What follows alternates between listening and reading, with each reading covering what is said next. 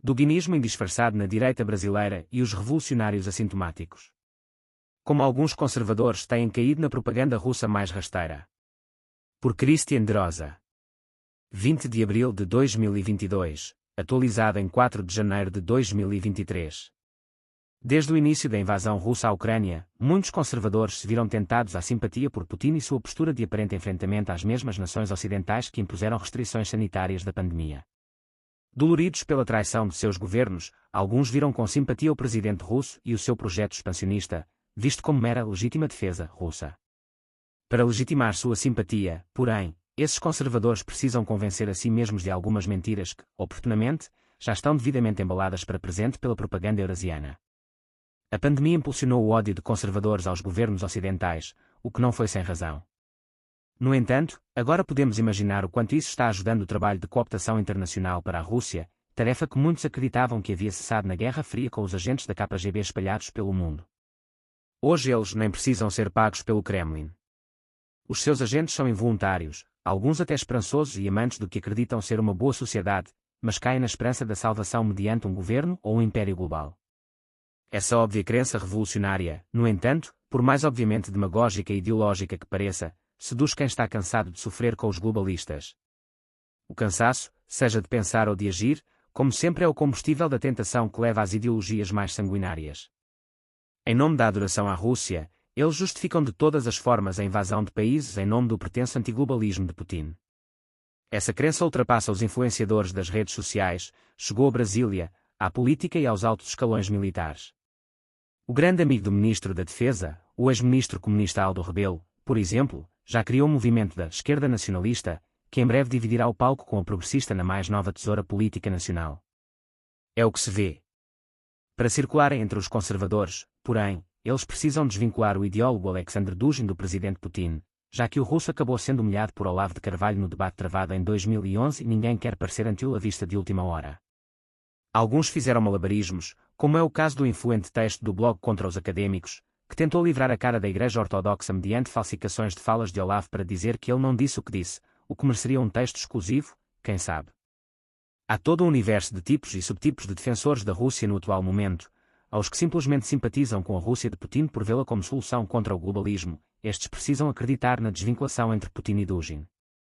Alguns realmente não a veem como verossímil porque sabem pouco ou nada sobre Dugin.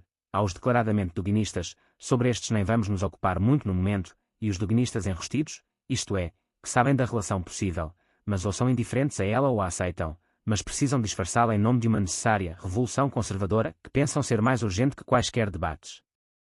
Primeiro, é importante partirmos do ponto de que o movimento de Dugin é revolucionário no início ao fim. Tendo em conta a influência de Olavo de Carvalho nos nossos leitores, parece necessário apelarmos para o seu conceito de mentalidade revolucionária como expediente ideológico responsável pelos maiores massacres da história humana. Olavo considera como primeira característica revolucionária o desejo ou proposta de concentração de poder para a resolução de problemas sociais ou históricos, já descritos sob medida para a solução almejada. A partir daí, o programa não pode deixar de lado componentes ideológicos e propagandísticos que incluem a falsificação da realidade, como a inversão do tempo, que põe o futuro ideal e hipotético como juiz do presente, entre outros elementos. Neste sentido é que costumo dizer que os ditos conservadores que têm caído nos braços da Rússia sempre foram, na verdade, revolucionários assintomáticos, para usar um conceito inventado na pandemia. O pensamento de Dugin, portanto, é importante para confirmar essa minha tese do revolucionário assintomático. Tanto é que os próprios duginistas enrustidos precisam afirmar a irrelevância total do guru de Putin. Vamos começar falando da importância de Dugin. Afinal, quanto tempo dura a hipótese do Dugin irrelevante? Relevância no governo russo. Com base em informações públicas, sabemos que Dugin é filho de um oficial da inteligência soviética, a KGB, o que o rendeu a ele proteção nas confusões em que se envolveu nos anos 80 e 90. Em 1997, Dugin publicou o livro Fundamentos da Geopolítica, em parceria com um oficial do Ministério da Defesa da Rússia e foi listado na bibliografia da Academia Militar do Estado Russo como livro didático. Será que Putin tem tanto poder para ignorar um livro didático da Academia Militar? Se ele é tão independente em suas decisões, talvez a narrativa de que a Rússia atual é tão livre quanto os EUA ficaria prejudicada. Pois bem.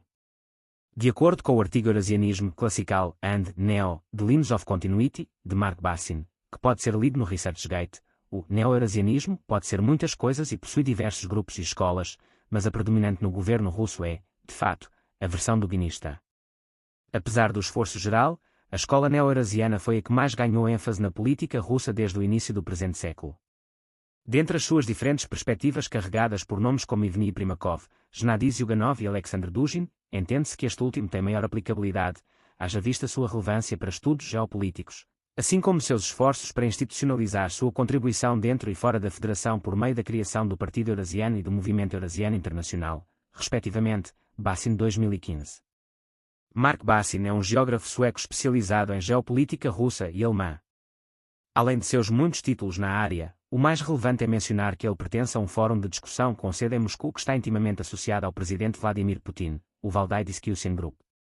Ou seja, se o pesquisador costuma se reunir com o próprio Putin e diz que Dugin é mais do que relevante, a proposta de desassociá-los começa a parecer absurda e forçada. Mas não para por aí.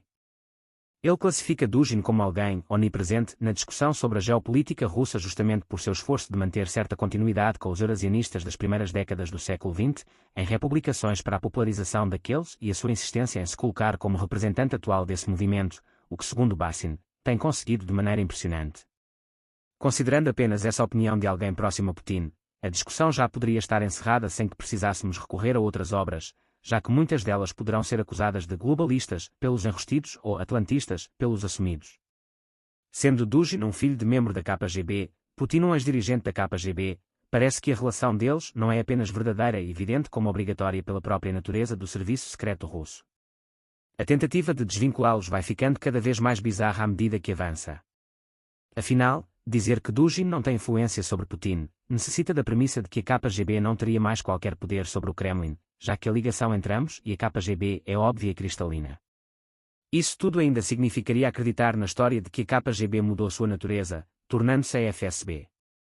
O órgão precisaria ser menos relevante que um cartório ou um ministério de governo democrático, no qual a mudança de governo modifica periodicamente toda a sua estrutura. Acreditar nisso significa desconhecer a diferença entre nações ocidentais e não ocidentais. Afinal, seria preciso recorrer novamente a Olavo e sua teoria dos agentes históricos, explicada tantas vezes. Mudanças históricas só podem ser determinadas por forças que durem mais que uma vida humana. Estados nacionais mudam sua administração a cada 4 ou 5 anos, ou pelo menos podem mudar. Mas estamos falando de países democráticos, cujas mudanças históricas não podem ser feitas por seus governos temporários, mas por organismos, internos ou externos, que possam manter uma influência por longo tempo. Esse é o conceito da KGB, mas tem gente por aí pensando que ela é apenas um clube de velhinhos que gostam de geopolítica. É preciso ser meio tapado, ou agente consciente, para achar que a KGB de 1997, que recomendou o livro de Dugin como livro didático aos militares, é completamente outra atualmente. É a cabeça de quem só imagina países como o Brasil, que muda o governo e o sol passa a andar em sentido oposto. O guru. Nas redes sociais, muitos ironizam o termo que vem usando em matérias do BSM, classificando Dugin como o guru de Putin, em óbvia repetição do que a mídia fez com Olavo. Mas será que, ao contrário de Olavo, para Dugin o termo não seria mais apropriado? Fiz isso porque pensei que era óbvio que chamar Olavo de guru de Bolsonaro era uma forma de reduzir ele a ideólogo. Enquanto isso, Dugin, que é assumidamente ideólogo, não pode ser chamado de guru sem que isso seja visto como a mesma sacanagem feita contra Olavo e, portanto, um expediente da mídia esquerdista. É inacreditável a crise cognitiva. Dugin assumiu diversas vezes ter ele próprio fornecido uma ideologia aos militares russos que teriam ficado perdidos em meio à ocidentalização após o fim da URSS. E, segundo conta Dugin, foi depois dele ter levado a sua geopolítica russa aos oficiais, aquela inversão da teoria de Alford-Mackinder que Olavo desmontou no debate, que Putin teria ascendido em meio ao serviço secreto para assumir o atual posto. Afinal, o aparecimento de Putin foi profetizado por Djin Parvulescu nos anos 1970, em que se anunciava o surgimento de um governante que iria unir as Rússias e estender ao mundo as bênçãos russas, ou os erros da Rússia.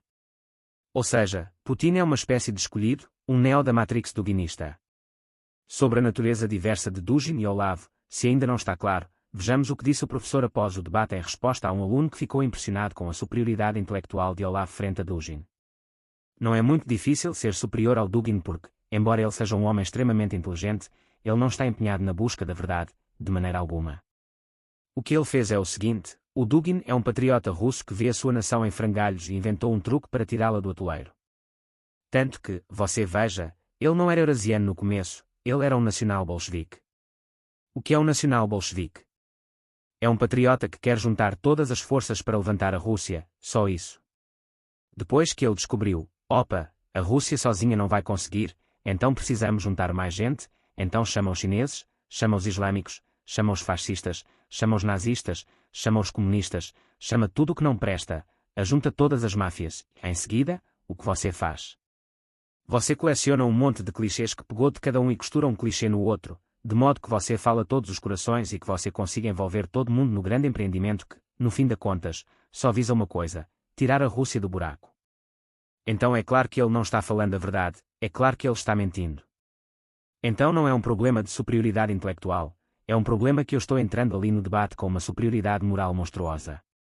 Ele tem uma agenda para defender e eu não tenho nenhuma, eu posso dizer a verdade, ele não pode. Não é nem mérito meu dizer a verdade, é simples obrigação, obrigação porque eu posso. Mas, na posição em que ele está, ele tem de honrar a camiseta. Dito tudo isso, não resta muito a acrescentar para compreendermos que os pró-Rússia da direita brasileira, o que infelizmente inclui gente do governo, estão entrando num caminho sem volta em apoio a uma ideologia revolucionária da qual o comunismo foi apenas uma de suas manifestações. Porque caem na propaganda. Os conservadores não aprenderam nada sobre o movimento revolucionário. A maioria precisa de declarações expressas para acreditar estar diante de um inimigo. É preciso que o sujeito chegue e diga, é um assalto, quando normalmente deveria bastar ver o cidadão se aproximando. Isso porque a maioria dos conservadores aprendeu a identificar muito bem a presença da agenda globalista, mas não cuidou de saber entender o objetivo final das esquerdas. Esse erro, no entanto, por não representar grande prejuízo no trabalho que apenas se resume a identificar a presença, acabou sendo cristalizada em uma visão errada da esquerda e num costume de análises superficiais.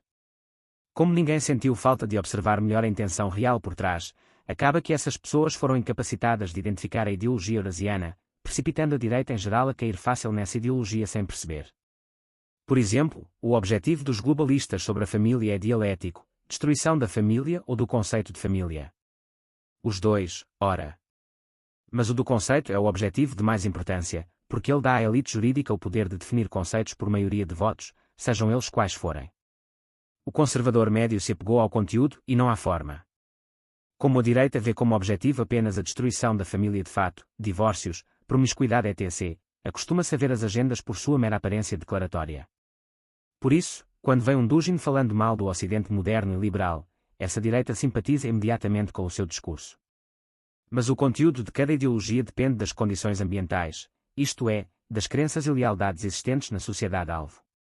Diferente dos eurasianos, os globalistas podem dizer que querem dominar tudo para destruir a família e implantar o aborto e os banheiros igualitários, a linguagem neutra. Isso porque eles próprios já criaram um público que deseja isso, os militantes universitários, a esquerda progressista e seu exército de lumpenproletariado. Já a Rússia não pode dizer que vai dominar tudo para implantar uma ordem russa de autoridade suprema da KGB, porque isso só agradaria neofascistas e comunistas mais radicais. Então, ela precisa prometer justamente a libertação do sistema vigente, confundindo propositalmente o Ocidente com globalismo, para tornar verossímil uma luta de ocidentais contra si mesmos para abrir caminho à dominação russa, chinesa e islâmica.